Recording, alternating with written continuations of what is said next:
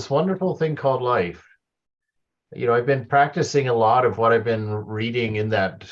Um, I'm hoping I'm not giving him too much influence because I really don't know much about him at all. But this Ili Chiara in his poems about Advaita, boy, is he just taking me places that I love to go. It's really some delightful things in there. But my favorite is this notion, and I've been working really hard at it, and I have to say it's just been a delight of staying super present, not leaving the nozzle where reality is being presented to me as a continuous stream of change, unrepeating, and just to stand at that nozzle by not having any opinion, not having any thought about what's coming out of the nozzle of the moment, just standing there and letting it spray directly on me and just seeing it as ever fresh and ever new, non-repeating, just constant change as the beloved manifests. And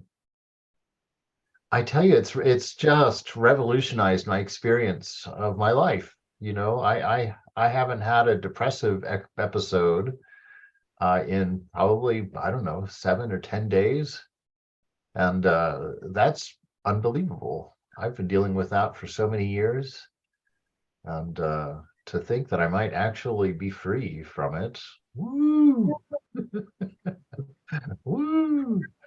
So there's really wonderful, wonderful, wonderful little trinkets mixed in with all of the stuff that we're learning for us to find. These little, it's so funny because you can hear the same sentence for 25 years, and then in the 26th year, someone says the same sentence, and suddenly you understand it in a way you've never understood it before. And it's the same sentence, and it's been presented to you how many times?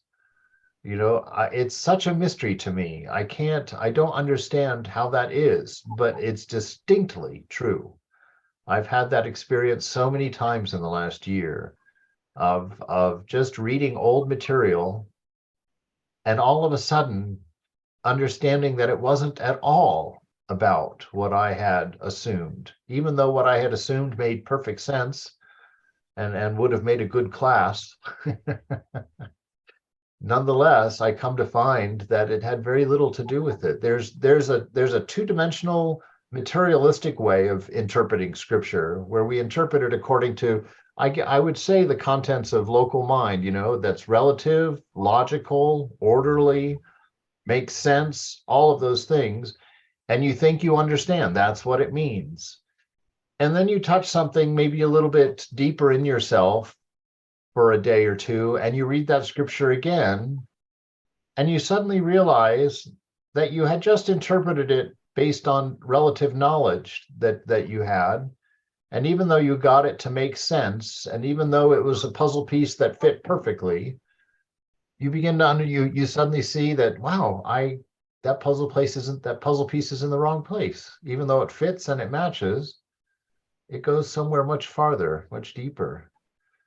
And spiritual life, I think, is just full of that, these wonderful little pieces that seem inconsequential really at first, like, oh, that's cool. But later in your life become fundamental to you, become something central to your understanding. It's what a wonderful mystery it is. That was a thought. I was going to put that in a vlog this week, but I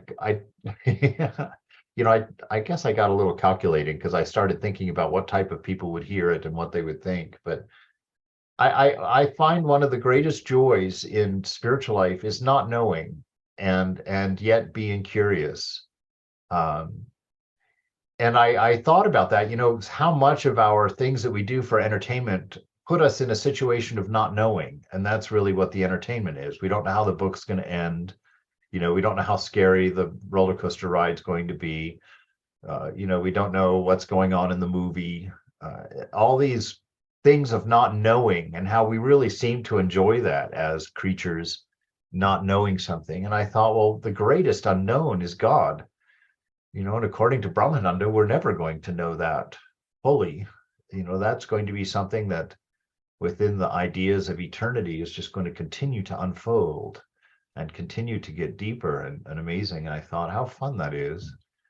that our greatest form of entertainment is in fact God. This unknowing, and how we can just so thoroughly enjoy that and rest into it. Because the one thing we do know, and this is why I think at this point in my life, everything that I say from now on, I have to couch it with those words. At this point in my life, I think, this relationship with the divine and just unfolding this knowledge, but knowing that it's something too big, it's a mystery too great. You're not going to know it after you've read the last page. You're still going to be wondering, feeling like you almost know it. You can almost see it, but alas, it's just a little bit too big, too great. Good morning, Raghu. Hi, Swami. Good morning. Hey, oh, good morning, Mick. You slipped in there also. Good morning. I was chit-chatting. Good morning. Good morning. Yes. Oh, 9:04. My gosh. All right. Zen mind, beginner's mind. I'm starting to not keep track of what class comes when. And I sit there and I have to go through this like 35-second panic in the morning, like, oh, is it that book or that one or that one or that one? Or is it the new one?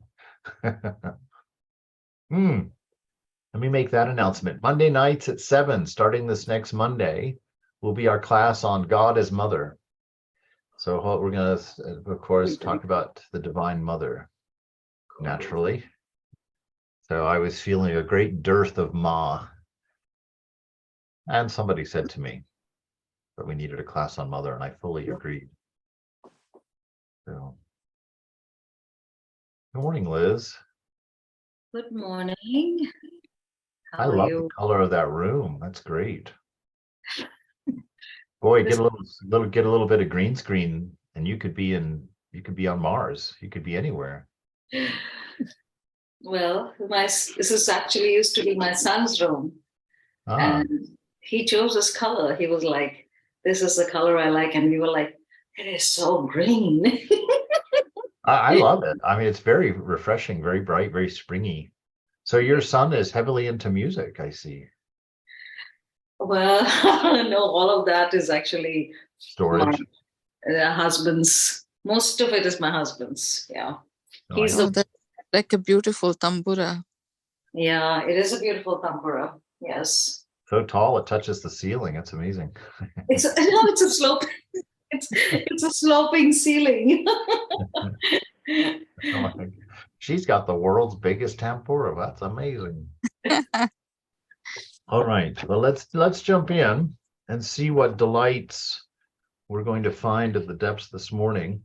This chapter, we're in the chapter called Transiency. I don't know if I should say that out loud. I've had this wild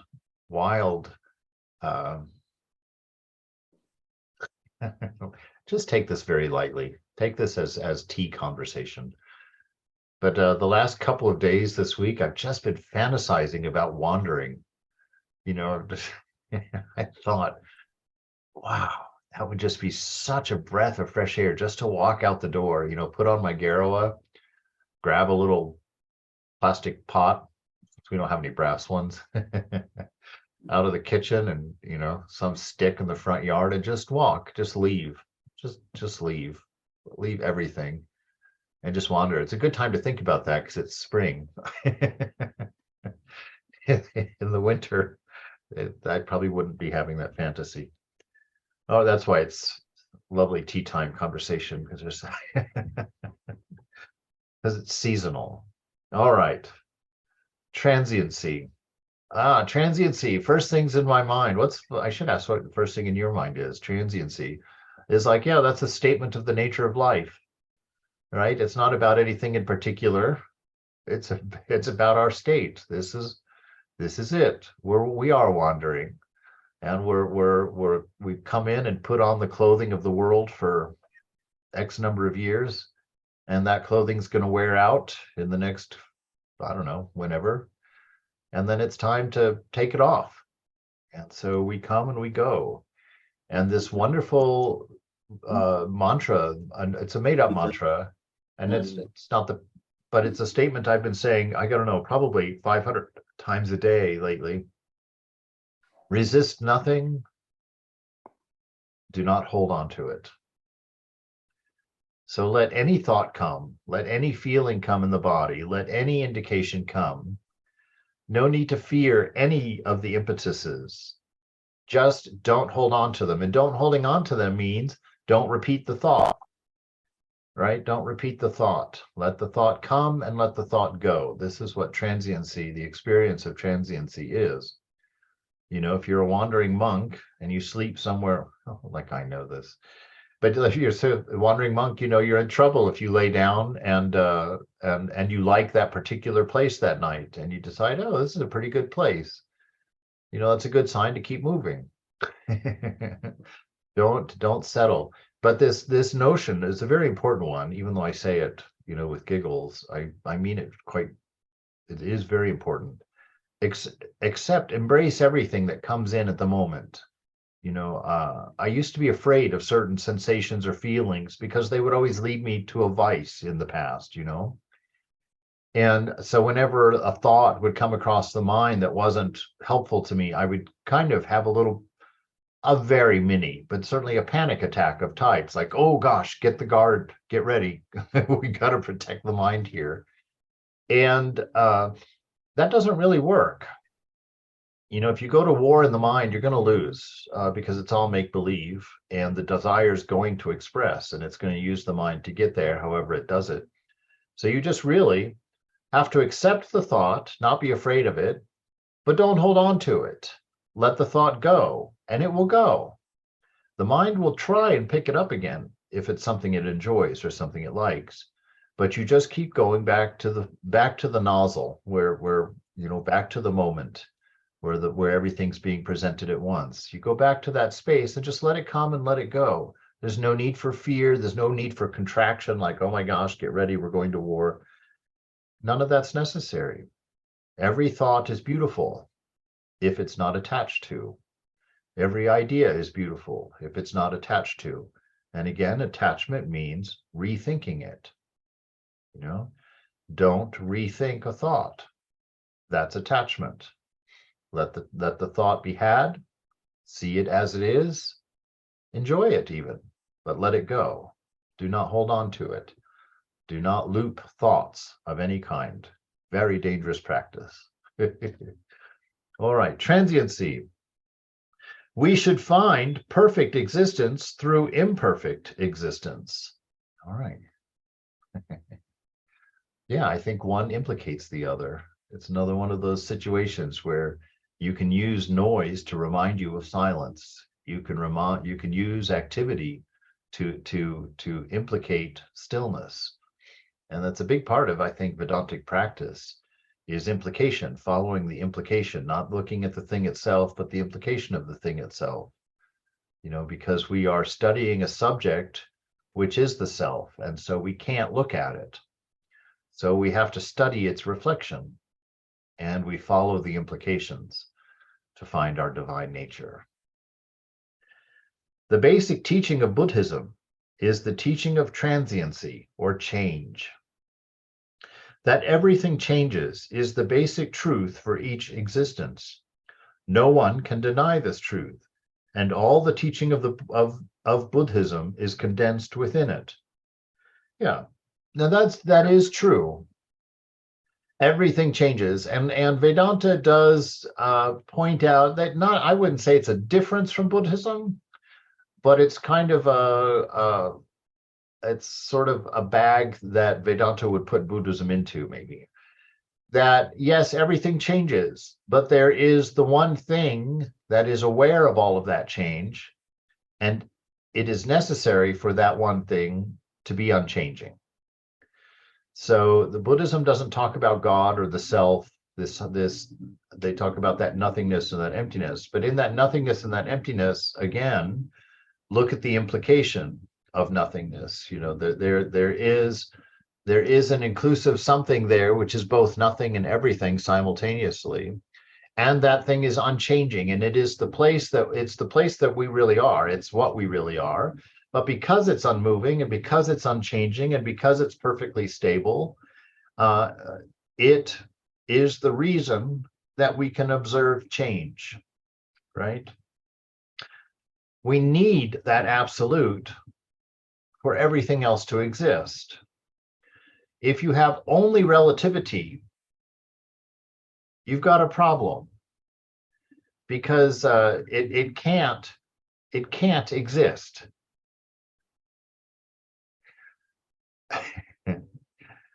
This is just a personal thought. I haven't proven it, but think about it, and I would appreciate some feedback on it. Is that a true statement? If you have pure relativity, it's impossible. It can't exist, because nothing would have a determinable place, a determinable size, or a determinable existence to anything else if it was purely relative. You need a granny, as it is, the touchstone. That is the point of non-relativity. And then everything else in relativity can exist because it has something which gives it that primary meaning, that primary size, that primary existence and place. If you don't have that place, that initial, nothing can be determined. And I don't know what to do with that exactly, except that to me, it demonstrates the unreality of Maya. That we don't know if this universe is the size of a nickel and we're living in it, or if it's an infinite thing that's so immensely huge we can't know. That's the problem with relativity. It gives you the illusion of knowledge without giving you any information. And so that's the nature of the world that we live in, of Maya. It all seems to be perfectly well ordered, and everything is relative to each other, and everything seems to have its place.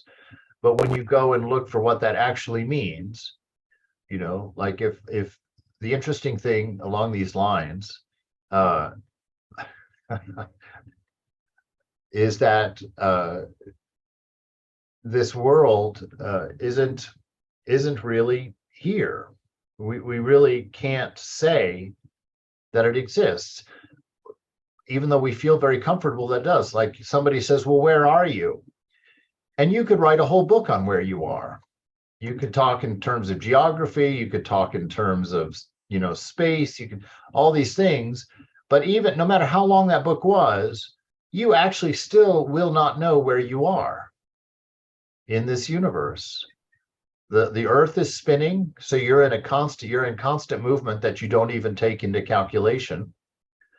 The earth itself is revolving around a sun, and you're not taking that into consideration when you're telling me where you are. And then that sun itself is revolving around the center of a galaxy. We're not taking that into account.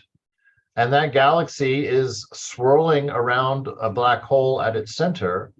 And that black hole is shooting straight out at some ungodly speed from some unknown origin. And we're following that. We will never know where we are, ever. And yet, because of relativity and its nature, we will always feel like we know where we are. And we'll take a great comfort in that. And that's the nature of the universe that we live in, oddly enough. It's something that we can feel like we know. We can get some comfort in it. And yet there's no there. It requires just a few attachments. And that's that's the fun of attachment, is it's because of attachment that you feel secure. It's because of your attachment to your body that you feel like you're alive. It's because of your attachment to all of these things that give you the false sense of everything being fine. There's no need. Everything's cool. No worries. I'm here and I'm now.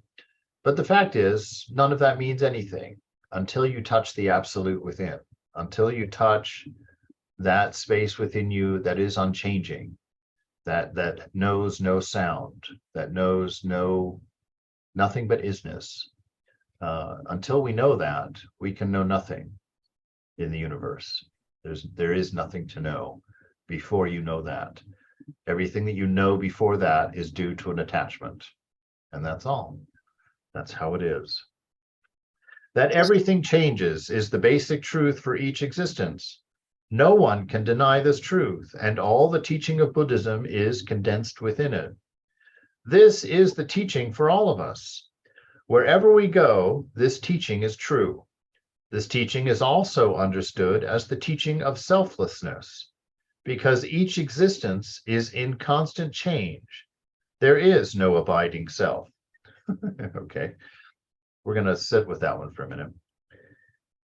There is no special, separate self-nature for each existence. Okay, that we would agree with, right? That there is no separate existence. There is no separate self or collection of separate selves. There is no... Yes? I had a question and a comment. Please. So if we are completely, so say nowadays, I mean, every single moment of time, no matter what tradition you're in, nowadays, my Jewish friends are doing all the rituals that go with Passover. And I'm thinking, and many of them declare they're not at all religious, but they do these rituals. So it's for the same reason, right? To just feel very secure in yourself and whatever you are, because you actually don't know who you are and where you are. Well, you know, it's hard to talk about imaginary people. or it's very easy. Well, you know, a lot of us do it. Let's just say I do it too. I mean, I barely believe in much of it, but Easter's coming, so let's have Easter lunch, blah blah. Let's wear pastel colors or whatever. I don't know. I mean, go to church if we can. You know, it's just a kind of, where do you stand? How it takes a lot of courage to completely break out of these molds. Ooh, now you're onto something. Yes, absolutely. That's why we're not realized. You just touched it. That is the reason that we're not realized, is because we're grabbing at anything for security. Because true security is letting go of everything, which is terrifying. You know, it's a terrifying thing. And the unknown, which is only unknown because we're grabbing everything. But this unknown, yeah. You know, people who practice religion without believing in the religion, I don't know. There's many reasons for that. One is, you know, nowadays, who wants to be religious? You know, I mean, you look around, what does religion actually represent in the modern world? It's quite disgusting in a way, right? I mean, it's presenting itself, at least in this country, which is as, you know, the rights that religion is seeking is the right to exclude. You know, we want the right to not make cakes for those people. We want the right to control these people this way. We want, you know, and all the same time, the hypocrisy demonstrated is staggering, you know, just staggering. So if someone doesn't want to be religious or identify with religion in that way, but their religion has become more of a personal thing so that they do the rituals because of their programming and training, maybe, there's still spirituality there. There's still some benefit there. And there's still some strength there. So it's, you know, I don't think that should be degraded or disrespected. So that's one possibility. The other possibility is, as you say, you know, just like Thakur demonstrated it a little bit when he was on that wagon in that field and he thought there were dacoits coming, and suddenly every religion was true for him, and he just started naming off the gods and goddesses and praying to them one by one just so he didn't miss any. Isn't that wonderful? I mean, our own Thakur, our own highest ideal,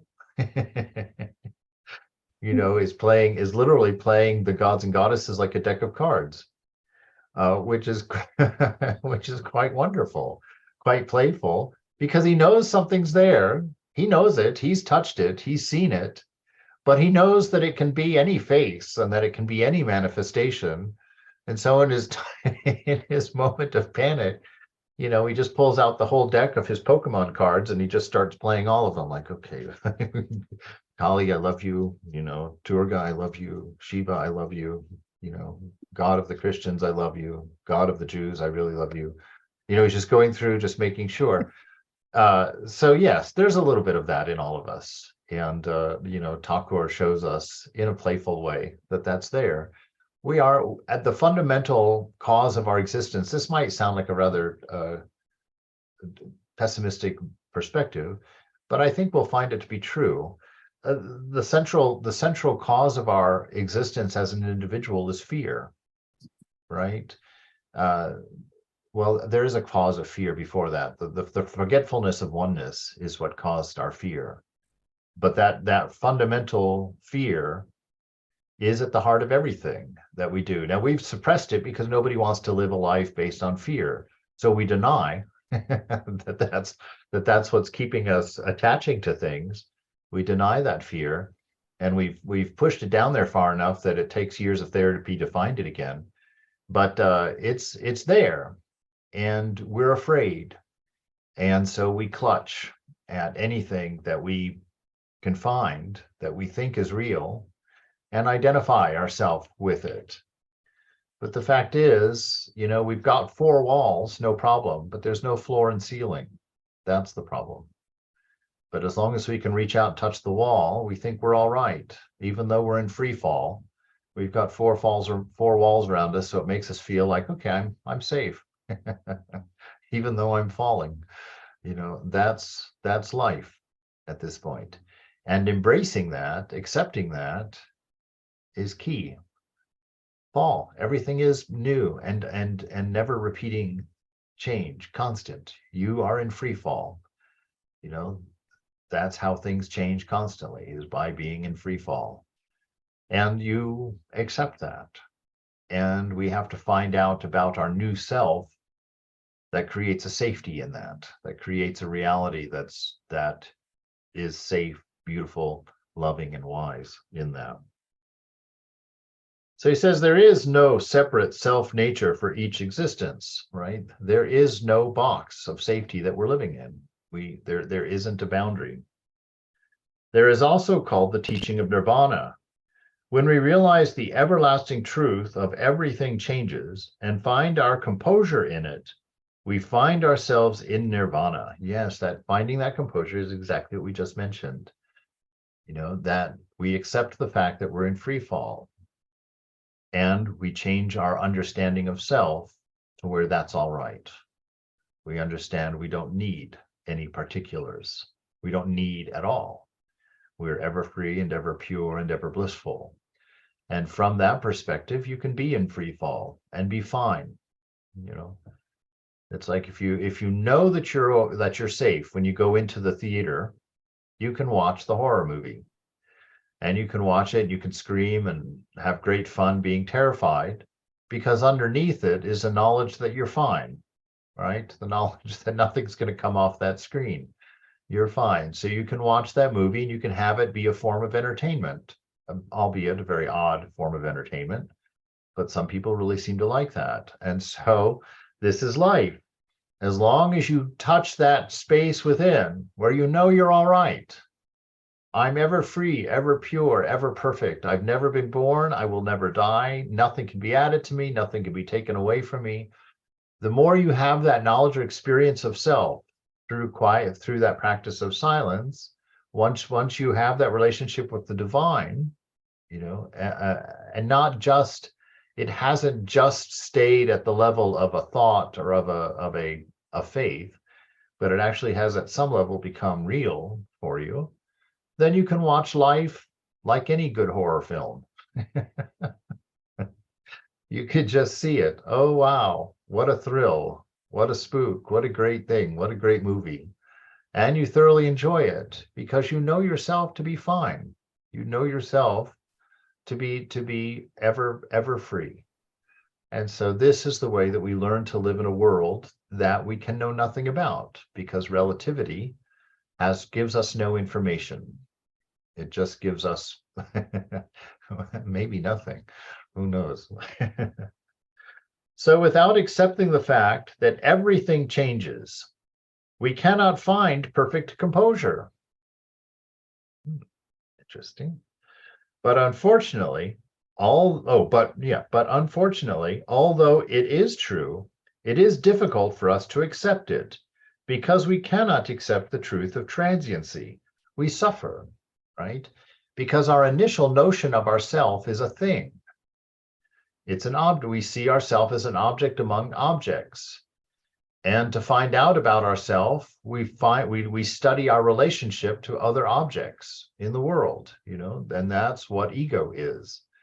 It's our study of ourself in relation to other objects and their relationship to our object, the object of me and mine.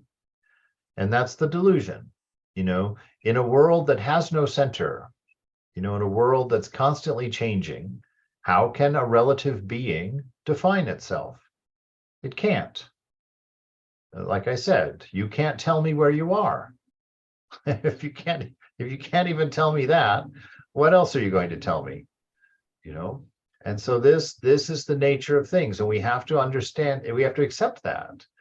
And really what accepting that is the whole point of our discernment. We know that things that change, Thakur says, everything that changes is not real. That which is unchanging alone is real. That's the key. That's how we will find, I say that? That's how we will find that which we seek. We'll actually find ourselves to be that which we seek. So this is how we deal with it. But as long as we see ourselves as an object among objects, there is no composure. You cannot know anything about yourself that's real, because everything that you say that you are is going to change. And so it's the funny thing about this universe, right? I again want to bring up that point that the only thing that's real in this universe is potting soil. Because that's what everything reverts to, Find yourself the most beautiful or handsome partner you've ever had and come back in 100 years and you found out you married a bucket of potting soil. Go buy the prettiest car you can find, come back in 300 years, you found that you bought a bucket of potting soil, with a few pieces of plastic in it. So this is the nature of reality. So we're always taught to pay attention to that. Thakur says, discern, discern, discern, discern, and never stop discerning, so that you don't make a great mistake of going out and spending, $85,000 on a bucket of potting soil. It's not a good idea. It's not a good investment. Don't do it, right? Don't go out and collect lots of friends, because then you have to turn around and bury lots of friends. And you start thinking, gosh, that wasn't a good investment. So we come to this notion of not being the particular. So we don't avoid changes. We don't not go out and buy the car, or maybe we go out and buy a scooter, because it's easier to accept that as a potting soil. So you buy a scooter to get around and whatnot. So we live our life and we love everyone, even though we're not totally sure they exist. We're not totally sure they're real. We love them because they're reflections. They're reflections of that within us, that's that unchanging absolute within us that we value more than any other treasure in the world. And because we see everyone as carrying that same treasure and being the result of that same treasure, that's where our value comes from. That's where our life becomes worth living, and our doings worth doing. Even though we're just moving potting soil from one place to another in this life, we do it because of the nature of this life, not because of the relative objects of this life, but because of the nature of it. It is an expression. That's the only purpose of life, not to accomplish, gain, grab, hold, win, achieve anything. Life is expression, and it's an expression of the most beautiful thing that we can imagine. The expression of the divine self, an unconditioned love, an infinite wisdom, and the biggest mystery of all of existence. So this is how we live. We live as an expression of that one true, unchanging notion of the self, which is in no way particular, no way definable, no way full of characteristics. It's something that we have to put the mind aside for. It's something we cannot accurately think about. We can only go to the source, go to being itself. And that being itself, interestingly enough, this constant change is a description of God. But it's an infinite description. So you're going to be there listening for a very long time, you know. And that's the beautiful thing about it, though, right? Brahmananda says that your real spiritual life doesn't even begin till Nirvikalpa Samadhi. Until you accomplish something that you don't think you can possibly accomplish, you haven't even begun your spiritual life. Now, we can look at that as horribly depressing, which would be a wrong perspective, because that would be a perspective from a gaining idea, right? We'd be disappointed we're not gaining something. But it's the most beautiful idea because of what we talked about earlier. The unknown is our greatest entertainment. And so God will never be boring. We'll never, wake up in the morning of the eternal infinite bed and turn over and roll over and see God as our partner and go, oh God, you again. It's never going to be like that. because to fall in love with God is an infinite process. God will always surprise you with something more tender, something more beautiful, something more touching, something more empathetic than you've ever experienced before. And this will go on forever. There will be no end to this. You will never be mature and then sit there and drum your fingers on the table saying, God, solve that puzzle. When does version 2 come out? Not going to ever be like that. So this is wonderful. And so coming back to our book, he says, because we cannot accept the truth of this transiency, or if we don't accept this truth of everything changing, or the fact that there's no there in anything that's in a relative world, we suffer, right? We suffer because we depend on something and then it's pulled out from under us. We find the love of our life and they decide they like someone better. We buy that beautiful car that we saved up for 65 years. It's always 65-year-old men that have the cool cars. The teenagers can't afford them. But they wanted them since they were a teenager, so they run out as balding, fat 65-year-old men and buy their little Porsche sports car, and then get a good ball cap to cover your baldness and go out and live your non-existent life, your life of pretension. And if that's not suffering, nothing is, let me tell you, kids. So don't do this. Find that beautiful, wonderful spot within yourself and express it always. That's your joy. That's your life. That's your point. And it will be infinitely fulfilling forever. How's that for a promise? It'll be infinitely fulfilling forever to express your nature. So if we cannot accept the truth of transiency, we suffer. So the cause of suffering is our non-acceptance of this truth. That's a very important point right there. That means anytime you find yourself in a condition of suffering, ask yourself this question: what part of truth am I not accepting right now? Right? It's another way of saying attachment.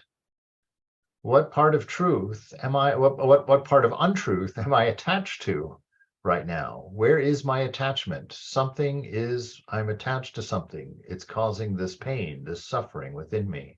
Where is that coming from? And your answer will lie there. And when you see it and find it, blissfully, quickly, with great energy and enthusiasm, let go. Let go. Return to the image, to return to the witness, that witness who knows itself. I'll go up that slide. The teaching of the cause of suffering and the teaching that everything changes are thus two sides of one coin. But subjectively, transiency is the cause of our suffering. Objectively, this teaching is simply the basic truth that everything changes. Dogen Zenji said, Teaching, which does not sound as if it is forcing something on you, is not true teaching. The teaching itself is true, and in itself does not force anything upon us, but because of our human tendency, we receive the teaching as if something was being forced on us. Oh, yeah, that's true, isn't it? It's one of the reasons I hate to go to lectures myself. It's always funny. I've always had this tendency, like I would always prefer to listen to a lecture standing outside the back of the door or sitting in the sound room, as many of you know. I always being in the same room, I always felt like I was being forced to listen, you know, like, gosh, I can't get up and go to the bathroom without bothering everybody in the auditorium. You know, it's like I can't fall asleep right here without affecting everybody else. And so there's always this idea of like, I'm going to go sit in the sound room. And that way, if I doze off, I'm the only one that's bothered by it. You know, so he says this thing, the teaching itself is true and in itself does not force anything upon us. But because of our human tendency, we receive the teaching as if something is being forced on us.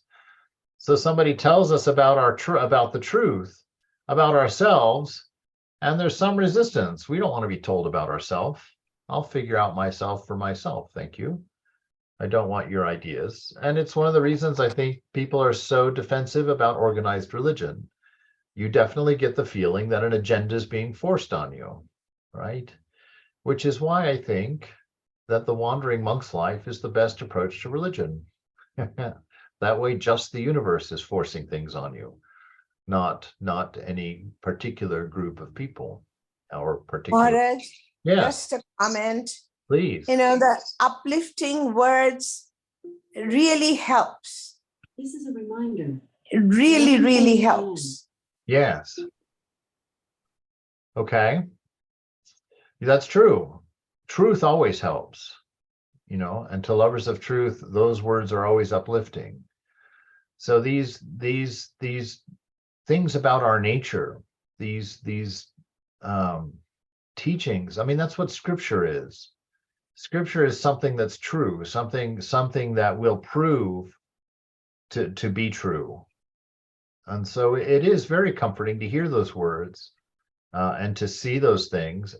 It's even more comforting to do the practice and realize them for yourself, because then you truly have something. You've truly manifested something that has a there, you know, something something that's not just a collection of thoughts or a collection of ideas. It's actually something that's real. So definitely, you know, and we should go around talking about these things. And people who have realized these things, that's what Thakur says, that's all they want to talk about. You know, because you know what such and such's daughter is doing in college is is not interesting. It's not real. It's like, well, they're only going to be your daughter for a few more years, and then they're just going to be on their own.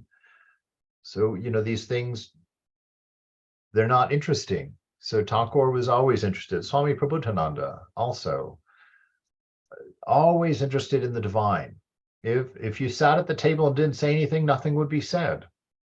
You know, I remember my first couple of weeks in the monastery, you know, we would sit down at the dinner table and nobody would say anything. And, you know, I was a dinner party aficionado, and I knew that there's one rule at every dinner party, and that is don't ever let that conversation lag. You want a bad party? Let that conversation die, you know? And so I remember being at that table and feeling so much stress because nothing was being said. And so I would constantly raise these topics. And I remember, like, it was only like 4 or 5 days. Greg managed to endure me for like 4 or 5 days. But after 4 or 5 days, he pulled me aside in the kitchen when I was washing dishes and he says, you know, bro, you don't always have to say something at the table. I was like, oh. And I tell you, I had to learn to be comfortable in silence at the dinner table because of this constant need, you know, of making noise, because noise makes us comfortable. It takes our mind off of the fact that nothing is real. And it changes everything, because then at the table, after I'd been there for, after living in the monastery for 23 years, we would walk in and there were many days where Swami Prabhupada and I ate without saying even a word to each other. We just sat and ate, and then we would sit there in silence for a while because he never got up quickly from the table, ever. And he ate very slowly. I'm not complaining, I'm just saying. And so I would sit there, and we would sit there in silence, doing nothing, sometimes for a long time.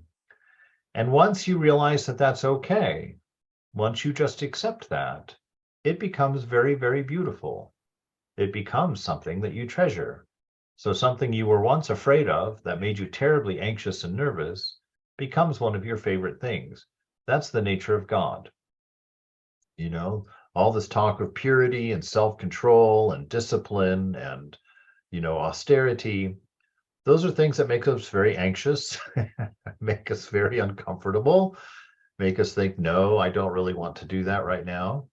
But to the sincere and earnest practitioner that engages in them, eventually they become their favorite things because you touch something behind them. They bring something amazing to the forefront for you.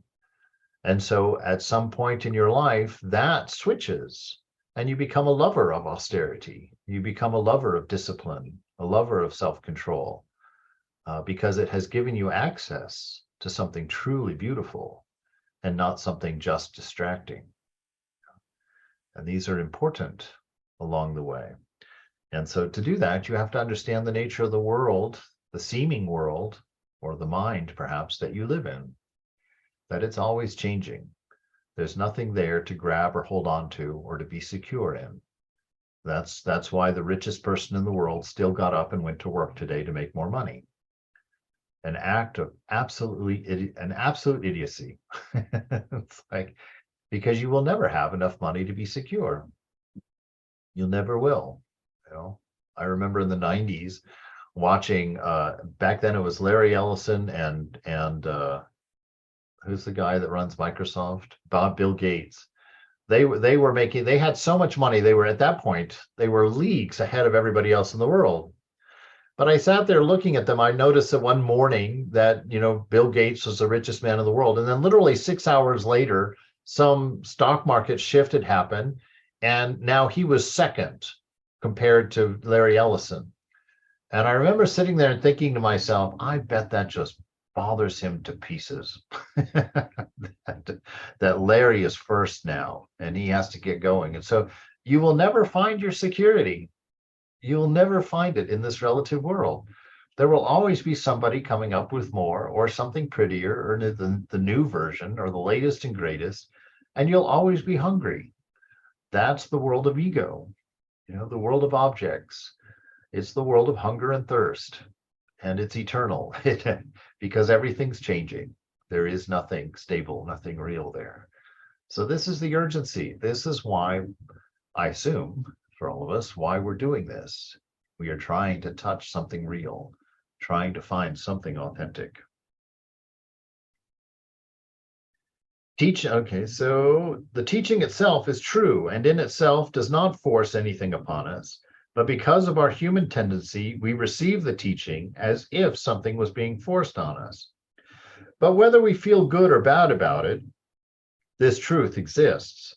If nothing exists, then truth does not exist. Buddhism exists because of each particular existence. We should find perfect existence through imperfect existence. We should find perfection in imperfection. For us, complete perfection is not different from imperfection. The eternal exists because of non-eternal existence.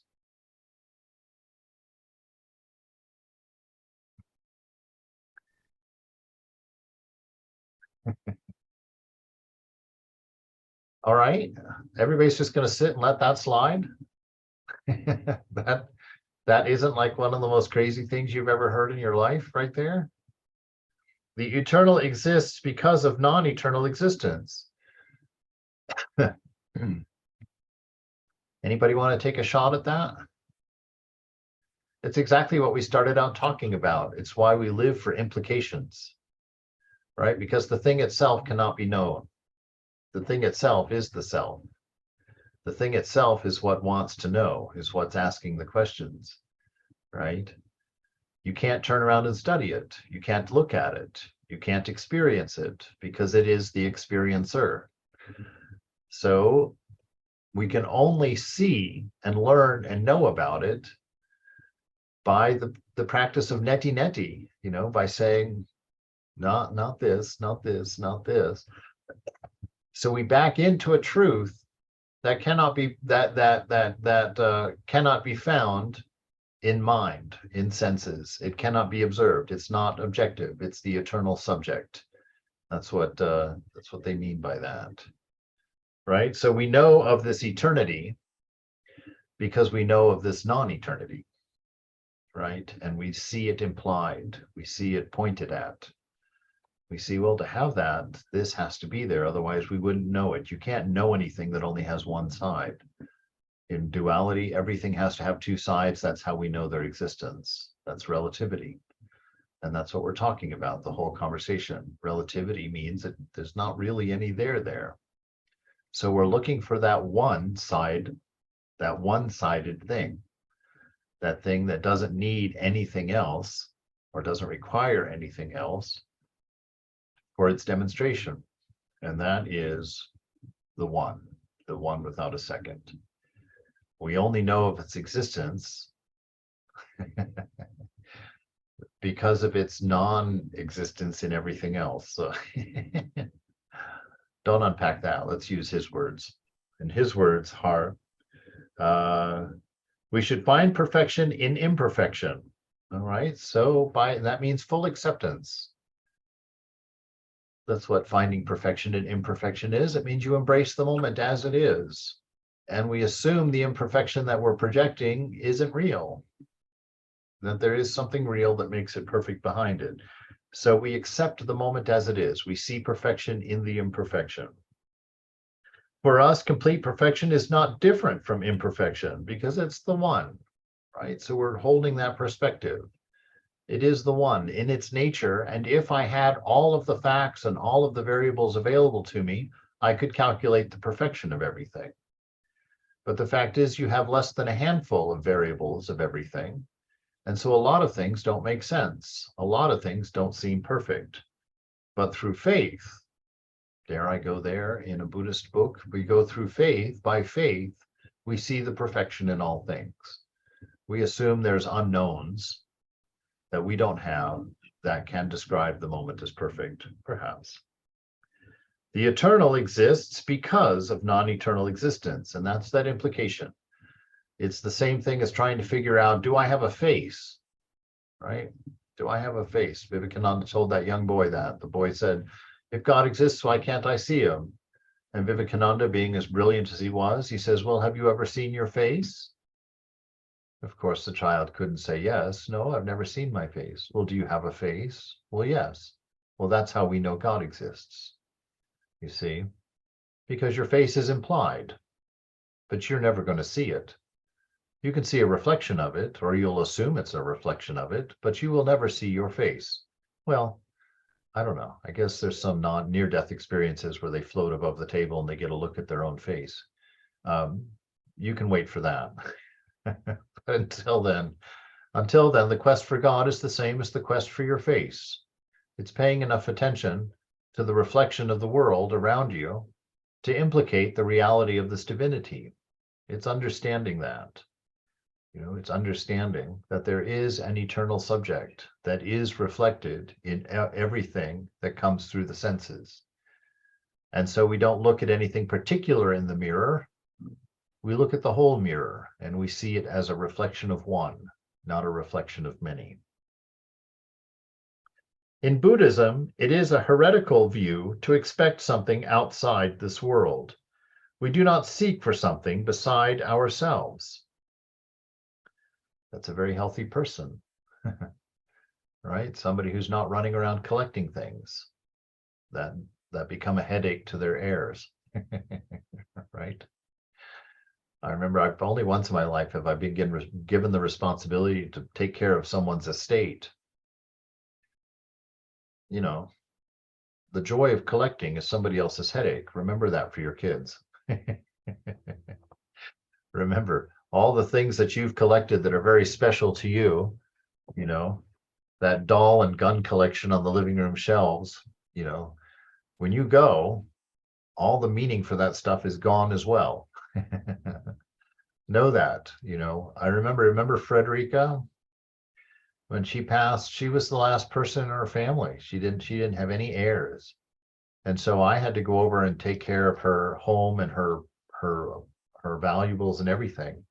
And what a lesson. Oh, that was a very hard thing for me to learn, because I went in there to that apartment and, you know, going through, first of all, I'm going through her most personal everythings, which was the first lesson. It's like, wow, look at this, you know. And then I opened up this closet door and there were 5 shelves in a 2-sided closet, 5 shelves of photo albums. Because she was the last of her family, she had everything. Rows and rows of photo albums going all the way back to the very first photographs. I mean, these things that were, you know, these old black and whites with those little ripply edges, the old photographs. And I was sitting there and I was looking at that. I was crushed because I knew what I was going to have to do with them. I knew they were going in the dumpster. How do you put something so beautiful into a dumpster? And it really drew to me. It was like, why are these things meaningful? They're meaningful because of the love that's behind them.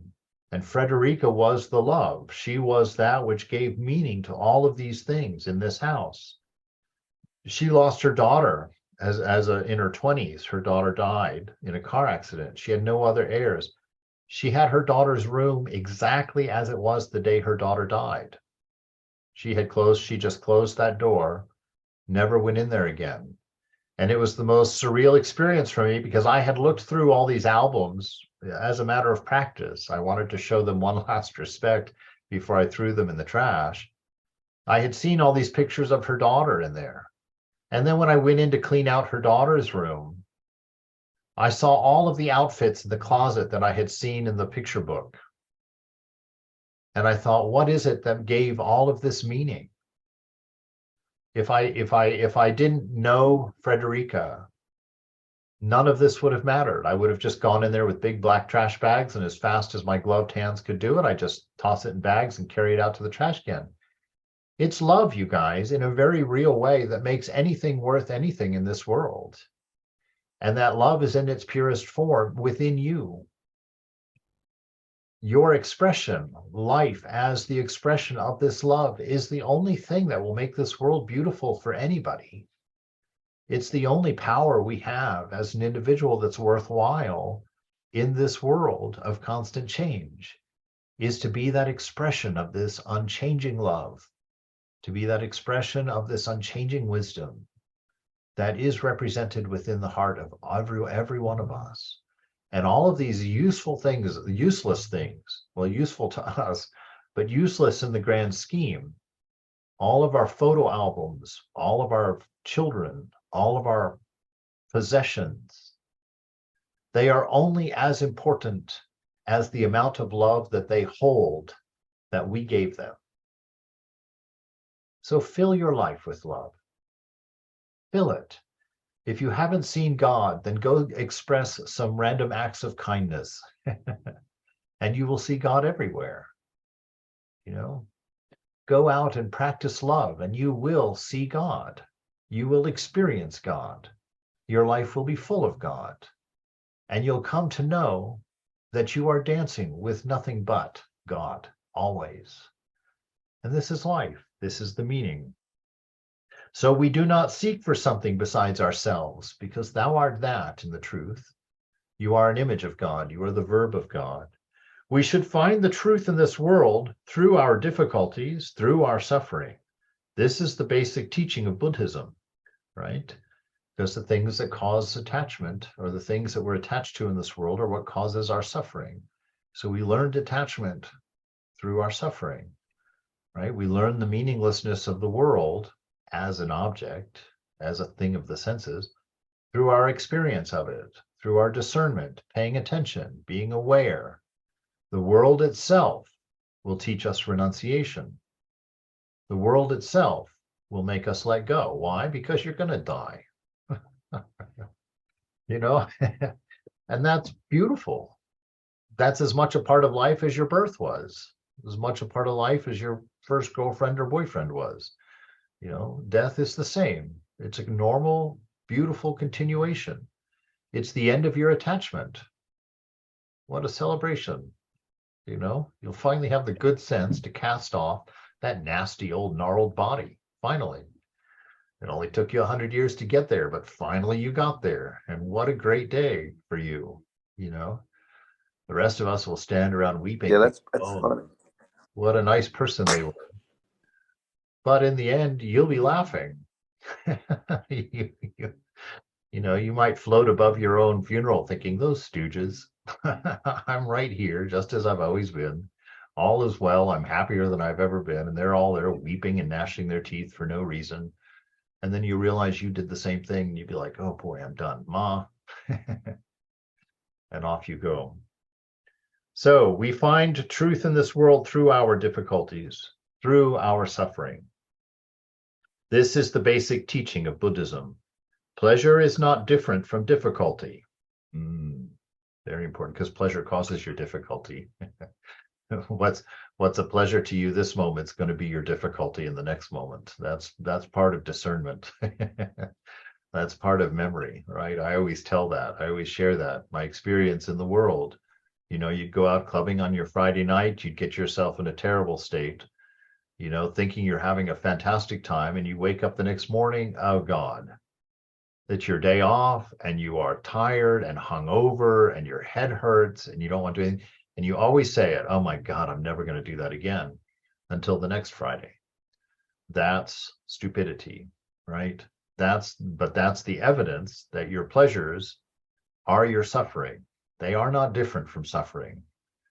There is not two things out there. There is one thing tasted in many ways, right? So this is what he's telling us. Pleasure is not different from difficulty. Good is not different from bad. Bad is good, good is bad. They are two sides of one coin. So enlightenment should be in practice. This is the right understanding of practice and the right understanding of our life. So to find pleasure in suffering is the only way to accept the truth of transiency. I'm going to finish this paragraph, and it's all we have time for. Without realizing how to accept this truth, you cannot live in this world, even though you try to escape from it. And that is what most of us are doing, unfortunately, right? Because the only comfort this world actually offers is forgetfulness, distraction, right? You can go out and have that drink and you can forget about your troubles, but they're waiting on the banks as soon as you get out of the river, right?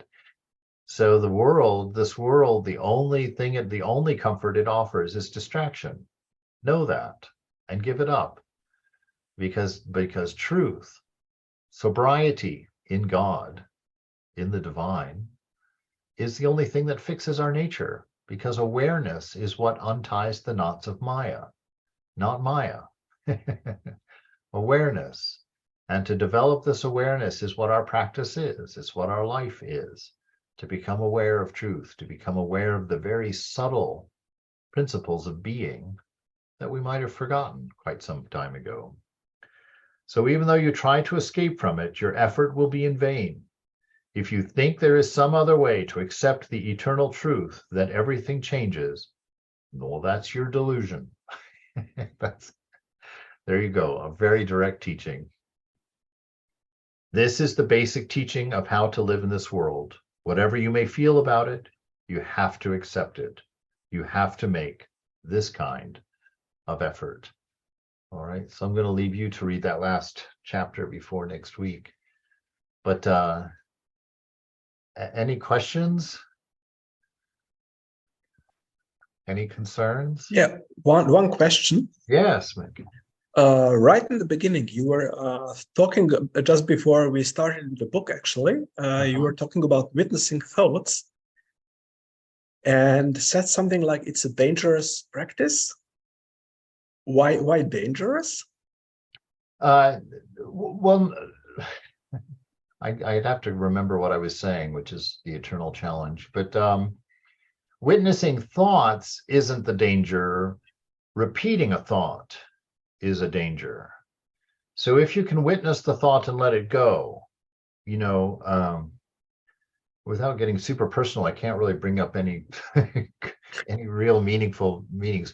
But like it's just that, if you get a pleasant feeling from the body, normally we want more of that, and we repeat that thought, and that changes action and whatnot as we try to enhance the experience that we had, or try to go and grab hold of the experience or increase it in some way. That's the danger, that when a thought encourages you to respond with a grab, Swami, see, it also works for negative thoughts. for everything. Yeah. So you get for any thought, because I mean, this is that weird reality that thought is all we have. There is nothing else but a thought. They're varied, but it's only thinking that composes the world for us. And that thinking is always changing. It's just there's no there's no substance to it. It's the thinking is just an emanation of the one. It's like body heat of God. Thinking is the body heat of God. It's what happens when you're in the presence. And it's just a constant unchanging stream, or a constant changing stream, an unchanging stream of change. An unchanging stream of change. There it is. And as long as you know that, as long as you can accept that this is just change, there's nothing there, because the whole flow is the manifestation, not a particular instance of the flow. The whole flow, that one without a second, is the reality. So we try and mirror that ideal by being completely open in the moment and meeting every change with the same enthusiasm and the same acceptance, non-attachment. Bring it on. This is delightful. Look at the wonders, the pain, the pleasure, the suffering, the joy. Look at this. Amazing. This is all God. This is all divine. And it's in that context that we're able to let go of ego, which is the love of particular. We're able to let go of the love of the particular for the love of the whole. That's realization. That is the meaning of life, to experience divinity, which is a constant learning without ever knowing in one sense. But that unknowing, going right back to our first point, is the joy. It's the fun of life. That mystery, that suspense, which will always be a mystery and a suspense, but will always be fulfilled in observing it with that knowledge. That's what I was talking about, Mick. So it's not the thoughts that are dangerous. Thoughts are all fine. They're all beautiful, actually. They're all wonderful. They all have their place, even the most dismal ones, as long as you don't repeat them. Don't grab them and try and play them. Let them come, let them go, one after the other, and stay on the shore. Stay anchored at the edge of mind without getting lifted into mind. As soon as you start having opinions, as soon as you start having calculations, as soon as you start having imaginings, your feet have left the shore. You're floating. So quickly find your way back, on the shore of that absolute, the nature of the world, the nature of self. Stand there and watch to your heart's content. Just don't grab a single thing. Don't take. Remember that scene with Radu and Holy Mother, and they're in the king's treasury? So you can just imagine a whole room just like any pirate's treasure ship in there.